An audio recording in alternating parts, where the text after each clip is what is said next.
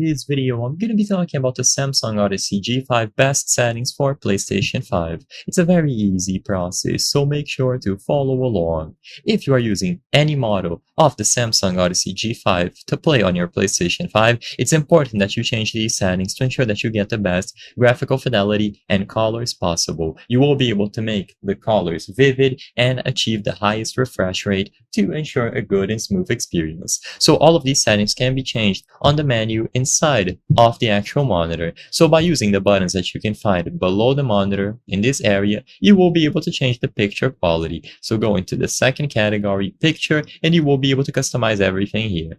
So I've set aside a preset that I think most people will like. For picture mode, set it to custom. Of course, you can use one of the presets if you wish, if you are lazy and you don't want to spend time setting each individual setting. However, if you want to have the best quality possible, it is recommended that you spend a little bit of time here. So for the brightness, this is actually down to personal preference. I recommend starting with 65 and then adjusting it according to how it feels to you. If your eyes are too sensitive and you don't like it, then it is important to lower it. The thing that you should prioritize the most is eye comfort. Next, for the contrast, 75 seems to be the sweet spot for most people. For sharpness, set it to 48. It is going to be the middle ground between not looking too overly sharp and also looking good enough.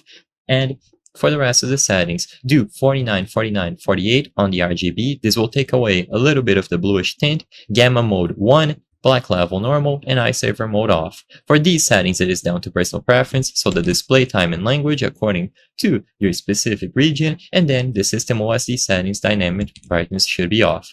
And as long as you change all of these settings, just like I shown here, so brightness according to your preference with the baseline of 65, contrast to 75, sharpness to 48, RGB to 49, 49, 48, gamma mode 1, black level normal, and eye saver mode off, you will ensure the best graphical quality possible for your Samsung Odyssey G5.